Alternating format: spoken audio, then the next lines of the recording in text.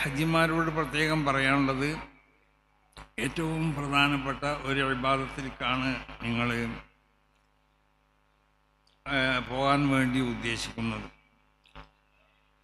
ആ ഇബാദത്ത് അതിൽ അധികം നമുക്ക് പ്രവർത്തനങ്ങളാണുള്ളത്, അല്ലാതെ നാവുകൊണ്ട് പറയേണ്ട സംഗതികളില്ല. അത് അപ്പോൾ ചില സംഗതികൾ മാത്രമേ ഉണ്ടാവുകയുള്ളൂ. അല്ലാതൊക്കെ ഏറ്റവും അവിടെ ചെയ്യാനുള്ളത് ഒരുപാട് കർമ്മങ്ങളാണ്.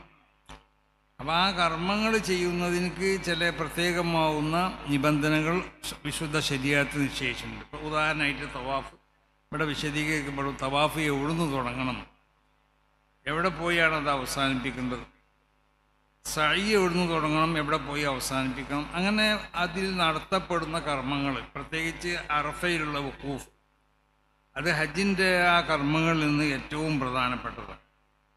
അത് അറഫനോട് അതിൻ്റെ ചുറ്റുമുള്ള ചില സ്ഥലങ്ങളുണ്ട്, അത് അറഫയിൽ പെട്ടതല്ല. അത് പ്രത്യേകമായിട്ട് അവിടുന്ന് ഗവൺമെൻറ്റിൻ്റെ അറിയിപ്പുകളൊക്കെ ഉണ്ടാവും. അലൈക്കും അൻ തഖിഫു മൗദിഅൻ മിൻ മവാദിഇ അറഫ, അറഫൻ്റെ സ്ഥലത്താവണം നിങ്ങൾ നിൽക്കുന്നത്. വാദി പറഞ്ഞ പോലത്തെ സ്ഥലങ്ങളിൽ നിന്നും കൊണ്ടിട്ട് നിന്നാൽ അറഫയിലുള്ള നൃത്തം അത് ഹാസിലാവുന്നതല്ല. അപ്പം അതൊക്കെ വളരെയധികം ശ്രദ്ധിച്ചു കൊണ്ടിട്ട് അറഫയിൽ നിൽക്കുക എന്ന് പറഞ്ഞത് അറഫയിൽ തന്നെ നിൽക്കണം. ആ നിലക്കുള്ള ഒരു വിശുദ്ധമായ ഇബാദത്തിന് വേണ്ടി പുറപ്പെടുന്ന നിങ്ങൾ, ആ സ്ഥലം വളരെ വിശുദ്ധമായ സ്ഥലങ്ങളാണ്.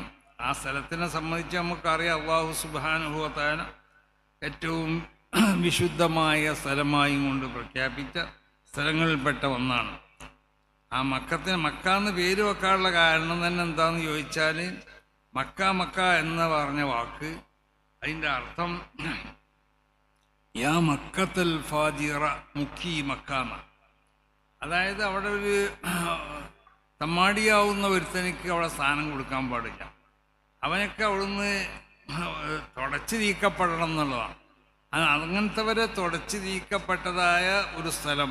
അതുകൊണ്ടാണ് ഈ മക്കാന്ന് ഈ സ്ഥലത്തേക്ക് പേര് വെക്കാൻ തന്നെ കാരണം.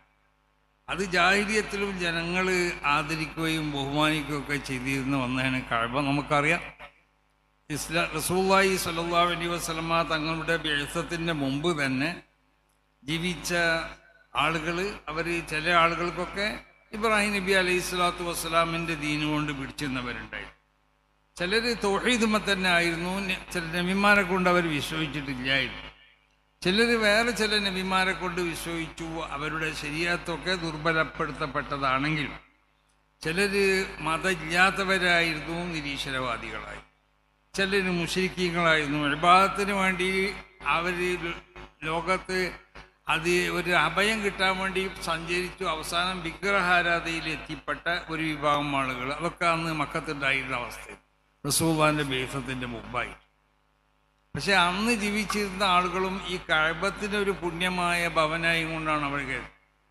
അവരെ കവിതകളൊക്കെ പരിശോധിച്ചാൽ നമുക്ക് കാണാൻ കഴിയും. വഖ്സംതു ബിൽ ബൈത്തില്ലദീ ത്വാഫ ഹൗലഹു റിജാലുൻ ബനൗഹു മിൻ ഖുറൈശിൻ വജുർഹുമീൻ, ഖുറൈശ് ജുർഹുമിൽപ്പെട്ടതായ പുരുഷന്മാർ അവർ നിർമ്മിക്കുകയും അവർ തവാഫ് ചെയ്യുകയും ചെയ്ത ഈ പുണ്യമായ ഭവനം കൊണ്ട് നമ്മൾ സത്യം ചെയ്ത് പറയുന്നു. അങ്ങനെ ആ കാലഘട്ടത്തിൽ തന്നെ അവർ അതിനെ ബഹുമാനിച്ചിരുന്നു, ആദരിച്ചിരുന്നു.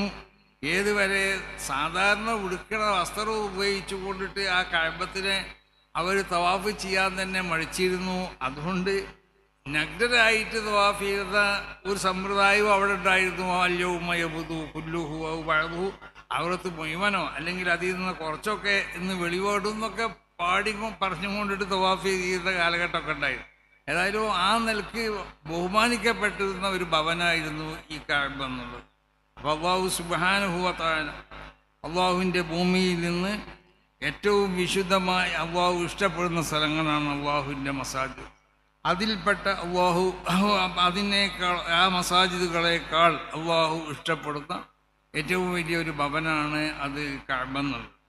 മഹാന്മാരാവുന്ന അയിമ്മത്തിനിക്ക് തന്നെ അഭിപ്രായ വ്യത്യാസങ്ങളാണ്. റസൂൽ സല്ലല്ലാഹു അലൈഹി വസല്ലമ തങ്ങളുടെ ആ പുണ്യ ശരീരവുമായി കൊണ്ട് ബന്ധപ്പെട്ട മണ്ണാണോ ഏറ്റവും പുണ്യമുള്ളത്, അതല്ല കഅബവുമായി കൊണ്ട് ബന്ധപ്പെട്ട് നിൽക്കുന്നതായ ആ മണ്ണാണോ എന്നുള്ളത്. അപ്പം അതൊക്കെ ഒരു വലിയ ചർച്ചയാണ്. ആ ചർച്ചയിലേക്കൊന്നും ഈ അവസരത്തിൽ പോകല്ല. മൊത്തത്തിൽ പറഞ്ഞാൽ അത് പുണ്യമായ ഒരു സ്ഥലമാണ്, വളരെ പുണ്യമായ സ്ഥലം. മഹാനാവുന്ന ഇബ്രാഹിം നബി അലൈഹി സ്വലാത്തു വസ്സലാമിൻ്റെ ഒരു വിളി ഉണ്ടായിട്ടുണ്ട്. ആ വിളിക്ക് ഉത്തരം ചെയ്യാന്ന് പറഞ്ഞാൽ ഒരു സത്യമാണത്. അള്ളാഹു സുബ്ഹാനഹു വ തആല ഇബ്രാഹിം നബി അലൈഹി സ്വലാത്തു വസ്സലാം കഅബ ഉണ്ടാക്കാൻ രണ്ടാമത് അതിനെ ഒരു പുനർനിർമ്മാണം നടത്തി ഇബ്രാഹിം നബി അലൈഹി സ്വലാത്തു വസ്സലാം. ഇബ്രാഹിം നബി അല്ല ഇതിൻ്റെ കഅബ ആദ്യമായി നിർമ്മിച്ചിട്ടുള്ളത്. കഅബ ഇവിടെ ഇബ്രാഹിം നബി അലൈഹി സ്വലാത്തു വസ്സലാമിന് മുമ്പ് തന്നെ അതിന് നിർമ്മിക്കപ്പെട്ടിരുന്നു. പക്ഷേ അതിനെ ഇബ്രാഹിം നബി അലൈഹി സ്വലാത്തു വസ്സലാം ഒരു പുനർനിർമ്മാണം നടത്തിയപ്പോൾ ഇബ്രാഹിം നബി അലൈഹി സ്വലാത്തു വസ്സലാമിനോടും ഇസ്മായിൽ നബി അലൈഹി സ്വലാത്തു വസ്സലാമിനോടും ആ നിർമ്മാണം കഴിഞ്ഞപ്പോൾ ദുആ ചെയ്യാൻ വേണ്ടി കൽപ്പിച്ചു. അങ്ങനെയുള്ള നമ്മളൊരു വീട് നിർമ്മിച്ചു കഴിഞ്ഞാൽ വീടിൻ്റെ പുറയിൽ കൂടുതലൊക്കെ പറയാലോ, നമ്മൾ ഒരാളെ വിളിച്ച് അവിടെ ദുആയൊക്കെ നടത്തുമല്ലോ എന്നതുപോലെ ദുആ ചെയ്യാൻ വേണ്ടി കൽപ്പിച്ചു. ഇബ്രാഹിം നബി അലൈഹി സ്വലാത്തു വസ്സലാം ദുആ ചെയ്തു. ഇസ്മായിൽ നബി അലൈഹി സ്വലാത്തു വസ്സലാമും മറ്റ് മുഖദ്ദസായ അർവാഹികൾ മലക്കുകൾ അടക്കമുള്ളവർ ആ ദുആക്ക് ഉത്തരം ചെയ്തു. അതിൻ്റെ ശേഷം ഇബ്രാഹിം നബി അലൈഹി സ്വലാത്തു വസ്സലാമിനോട് അള്ളാഹു കൽപ്പിച്ചു, ഇബ്രാഹിമെ നീ വിളിക്കണം ഈ കഅബത്തിൽ വന്ന് ഹജ്ജ് ചെയ്യാൻ വേണ്ടി.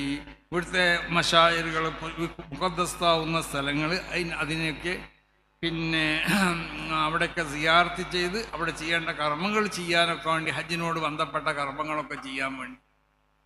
അപ്പം ഇബ്രാഹിം നബി അലൈഹി സ്വലാത്തു വസ്സലാം അള്ളാഹു സുബ്ഹാനഹു വ തആലയോട് ചോദിച്ചു, പടച്ച തമ്പുരാനെ ഞാൻ വിളിച്ചാൽ ഈ ലോകത്തുള്ള എല്ലാ ജനങ്ങളും ഇപ്പോൾ ഇത് കേൾക്കോ? ഇന്ന് ജീവിച്ചിരിക്കുന്ന ആളുകളെ കേൾക്കുമെന്ന്. അപ്പം ഇബ്രാഹിം നബി അലൈഹി സ്വലാത്തു വസ്സലാമിനോട് അള്ളാഹു പറഞ്ഞത്, ഇബ്രാഹിമെ വിളിച്ചോ, ഈ വിളി ലോകത്തൊന്നായിട്ട് കേൾപ്പിക്കപ്പെടുന്ന ഒരു സംവിധാനം എൻ്റെ കയ്യിലുണ്ട്. ആ സംവിധാനം ഞാൻ അത് ഉപയോഗിക്കാൻ ആവശ്യമാവുന്ന സംഗതികൾ ഞാനിവിടെ അതിൻ്റെ പ്രത്യേകമാവുന്നതായ പ്രവർത്തനങ്ങൾ ഞാനിവിടെ നടത്തിക്കൊണ്ടിരിക്കും, നീ വിളിച്ചാൽ മതി എന്ന് പറഞ്ഞു. അതാണ്. അപ്പം ലോകത്തുള്ള എല്ലാവരും, നമ്മളൊക്കെ നമ്മളമ്മൻ്റെ വയറ്റിൽ വരെ നമ്മൾ ആ സമയത്തായിട്ടുണ്ടാവില്ല. നമ്മളെ ശ്രദ്ധിക്കപ്പെടാനുള്ളതായ ബീജം അത് ഏതെങ്കിലും വാപ്പന്മാരുടെ ഒക്കെ മുതുവിലായിരിക്കും ഉണ്ടാകും. ആ സമയത്ത് നമ്മളൊക്കെ ഉത്തരം ചെയ്തു പറഞ്ഞാൽ നമ്മളെല്ലാവരും ഉത്തരം ചെയ്തു എന്നല്ല.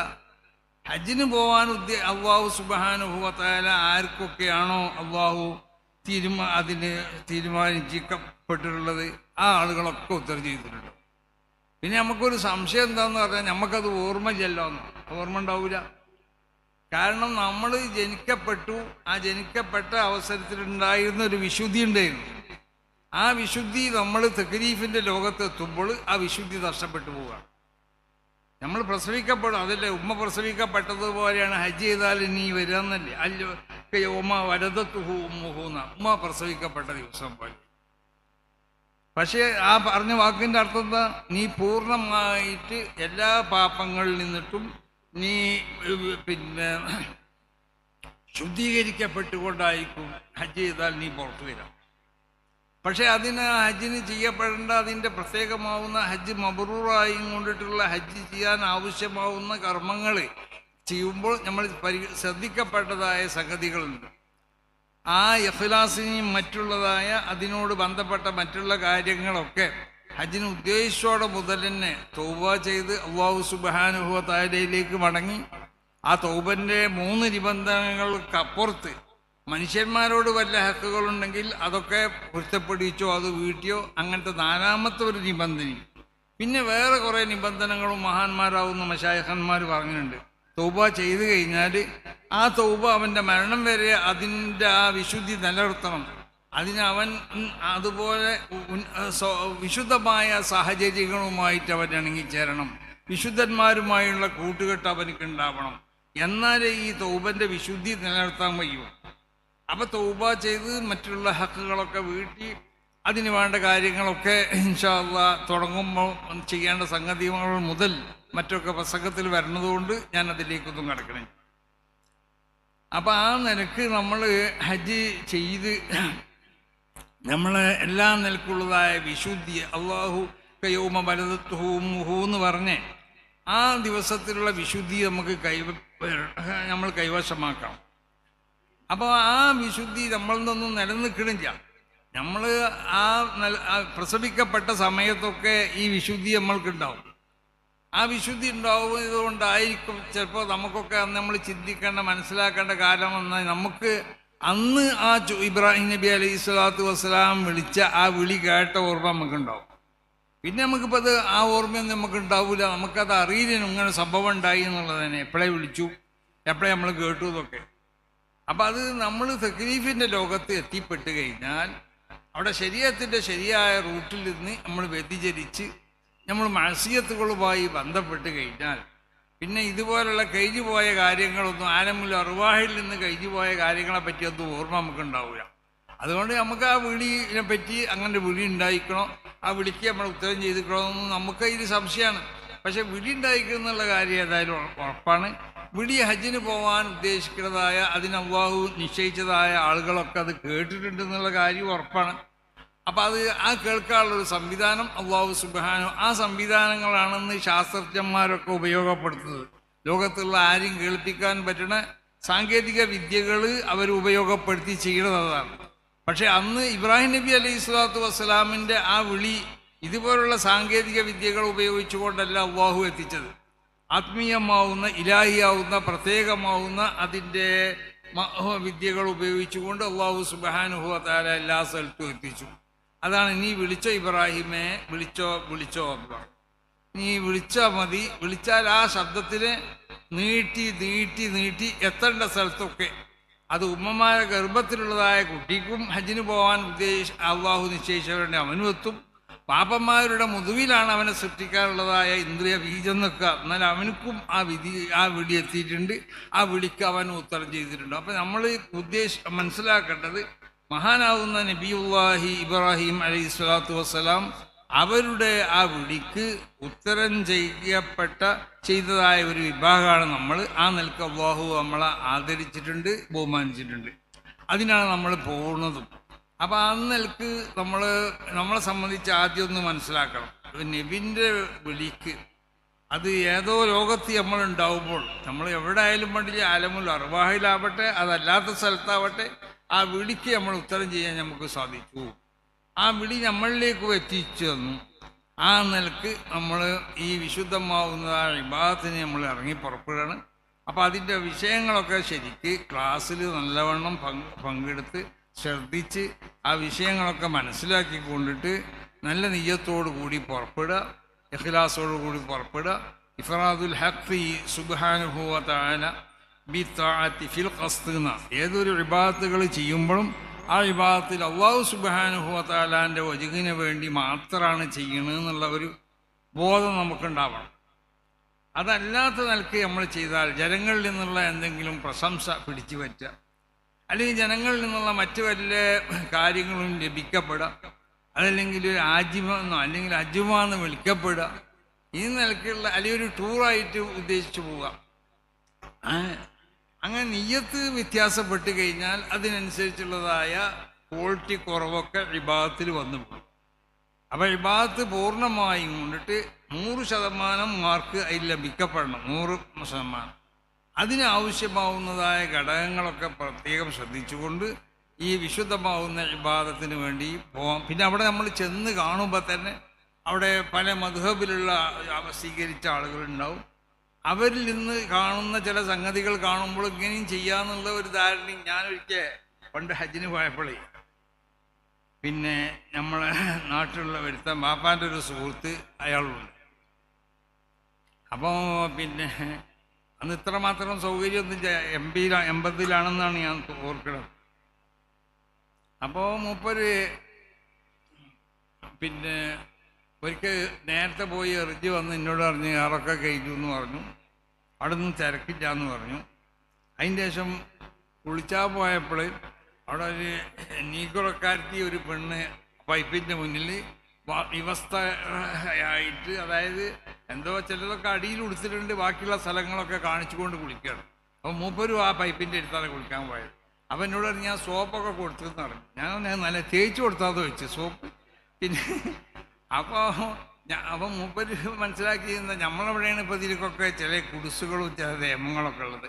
ഇവിടെയൊക്കെ കണ്ടിട്ട് അങ്ങനെ ഇങ്ങനെ കുടിക്കണ്, സോപ്പ് നമ്മളോട് ചോദിക്കണ്, തേച്ച് കൊടുക്കാൻ പറഞ്ഞിട്ടില്ല, പറഞ്ഞിരിക്കുകയാണെങ്കിൽ സോപ്പ് നമ്മൾ തേച്ച് കൊടുക്കുമല്ലോ. അപ്പോൾ ആ നിലക്കുള്ള പലതും നമ്മൾ മനസ്സിലാക്കിയതല്ലാത്ത ചിലപ്പോൾ അവിടെ കാണാമെന്ന്. അത് ചിലത് വിവരമില്ലാതെ ചെയ്യണവരായിരിക്കും. ചിലത് നമ്മൾ മനസ്സിലാക്കിയ ഇബാദത്തുകൾ തന്നെ ചില കാര്യങ്ങളൊക്കെ അവർ ചെയ്യുമ്പോൾ, പല ആളുകളും ചെയ്യുമ്പോൾ നമ്മൾ മനസ്സിലാക്കിയ രൂപത്തിലാവില്ല. അപ്പം നമ്മൾ തഖ്രീദ് ചെയ്തിട്ടുള്ളത് മഹാനാവുന്ന ഇമാമുന ഷാഫി റളിയല്ലാഹു തആല അൻഹു അവർ നമുക്ക് മനസ്സിലാക്കി തന്ന മാർഗത്തിൽ കൂടിയാണ് നമ്മളെ അമലുകൾ നമ്മൾ ചെയ്യണത്. അതല്ലാത്ത മറ്റുള്ള ഇമാമിയങ്ങൾ, മഹാനാവുന്ന ഇമാം അബൂ ഹനീഫ തങ്ങളാണെങ്കിലും, മഹാനാവുന്ന ഇമാം മാലിക് തങ്ങളാണെങ്കിലും, അഹമ്മദ് ബിൻ തങ്ങളാണെങ്കിലും, അവരൊക്കെ തഖ്രീദ് ചെയ്യുക നമുക്ക്. അവരൊക്കെ പക്ഷേ തഖ്രീദ് ചെയ്യുമ്പോൾ അതിനുള്ള ചില നിബന്ധനകളുണ്ട്. ആ നിബന്ധനകൾ അനുസരിച്ച് മാത്രമേ പറ്റുള്ളൂ. അത് ഈ അവസരത്തിൽ ഞാനതെല്ലാം കൂടി പറയല്ല. അപ്പോൾ പക്ഷേ ഒരു ഇമാമിനെയും തഖ്രീദ് ചെയ്യാതെയോ അല്ലെങ്കിൽ വിവരമില്ലാതെയോ ഇപ്പം ഞാൻ പറഞ്ഞതുപോലെ ഇങ്ങനെ ചെയ്യണ പലതും കാണാം. അപ്പം അതൊക്കെ ദീനാണെന്ന് നമ്മൾ മനസ്സിലാക്കാൻ പാടില്ല. അതൊക്കെ സ്ത്രീകളും പുരുഷന്മാരൊക്കെ ശരിക്കും ശ്രദ്ധിക്കണം. ആ നിലക്ക് നമ്മളൊരു റൂട്ട്, ആ റൂട്ടിൽ കൂടി ഇബാദത്തുകളെ നമ്മൾ പൂർണ്ണമായും കൊണ്ടും ആ ഇബാദത്തിനെ ആ സംവിധാനത്തിൽ കൂടി മാത്രം ചെയ്യാൻ വേണ്ടി നമ്മൾ ശ്രമിക്കണം. പിന്നെ മറ്റൊന്ന് റസൂൽ സല്ലല്ലാഹു അലൈഹി വസല്ലമ തങ്ങളെ സിയാറത്താണ്. ആ സിയാറത്ത് എന്ന് പറഞ്ഞത് പ്രധാനപ്പെട്ടൊരു ഘടകം തന്നെയാണ്. ഹജ്ജിന് ബന്ധപ്പെട്ട ഘടകം എന്നല്ല, പക്ഷെ റസൂലുള്ളാഹിനെ സിയാറത്ത് ചെയ്യാന്ന് പറഞ്ഞത്. അപ്പം അത് നബിനെ ഉദ്ദേശിച്ച് പോകാൻ പാടില്ല എന്ന് പറയുന്ന ചില ആളുകളൊക്കെ ഉണ്ട്. മനസ്സിലായില്ലേ? അതാണ് മുജാഹിദ്, ജമാഅത്ത് ഇസ്ലാമി എന്നൊക്കെ പറയണത്. അല്ലെങ്കിൽ മറ്റുള്ളതായ ബിദ്അഈ റസൂൽ സല്ലല്ലാഹു അലൈഹി വസല്ലമ തങ്ങളെ സിയാറത്ത് ചെയ്യാന്നുള്ള ഉദ്ദേശത്തോടു കൂടി തന്നെ പോണോടോ, എന്നാലേ റസൂൽ നമ്മളെ പരിഗണിക്കുള്ളൂ. അവിടെ ചെന്ന് മദീനത്തേക്ക് പോകുമ്പോൾ റസൂലുള്ളാഹിനെ ഉദ്ദേശിച്ച് തന്നെ പോകണം. റസൂലുള്ളാഹിന്റെ ഖലീഫമാരിൽപ്പെട്ടതായ മഹാന്മാരാവുന്ന ഖുലഫാ അവരെ ഉദ്ദേശിച്ച് തന്നെ പോകണം. മറ്റുള്ളതായ സ്വഹാബത്ത് അവിടെ ഉണ്ട്, അവരൊക്കെ ഉദ്ദേശിച്ച് പോകണം. ഉദ്ദേശിക്കാതല്ല പോകേണ്ടത്. അങ്ങനെ ഉദ്ദേശിച്ച് തന്നെ പോയി കൊണ്ടിട്ട് സിയാറത്ത് ചെയ്ത് ആ സിയാറത്തിലൊക്കെ ഒരിക്കലും ശർഈയായ നിലക്ക് അനുവദിക്കപ്പെടുന്നതല്ലാത്ത സ്വഭാവങ്ങൾ നമ്മളിൽ നിന്ന് ഉണ്ടാവാൻ പാടുള്ളതല്ല. അപ്പോൾ ആ സിയാറത്തിൻ്റെ രൂപങ്ങളൊക്കെ ഈ ക്ലാസ്സിൽ നിന്ന് നിങ്ങളോട് വിശദീകരിക്കപ്പെടും. അതൊക്കെ അനുസരിച്ച് കൊണ്ടാവണം നിങ്ങൾ സിയാറത്തും മറ്റൊക്കെ ചെയ്യേണ്ടത് എന്ന് എല്ലാവരോടും ഓർമ്മപ്പെടുത്തി കൊണ്ടിട്ട് അല്ലാഹു സുബ്ഹാനഹു വ തആല നിങ്ങളെ ഹജ്ജിനെ കബൂൽ ചെയ്യട്ടെ, നിങ്ങളെ ഉംറനെ അല്ലാഹു കബൂൽ ചെയ്യട്ടെ, സിയാറത്തിനെ അല്ലാഹു കബൂൽ ചെയ്യട്ടെ. നിങ്ങൾക്ക് വേണ്ട എല്ലാ സൗകര്യങ്ങളും ചെയ്തു തരാൻ ഇതിനോട് ബന്ധപ്പെട്ട എല്ലാവർക്കും അല്ലാഹു തൗഫീഖ് ചെയ്യട്ടെ. നമ്മളൊക്കെ ആ പുണ്യ സ്ഥലത്ത് അല്ലാഹു സുബ്ഹാനഹു വ തആല എത്തിച്ചേരട്ടെ. ഇബാദത്തുകളൊക്കെ അതിൻ്റെ മട്ടമോണം ചെയ്യാനുള്ളതായ തൗഫീഖ് അല്ലാഹു നമുക്ക് നൽകട്ടെ.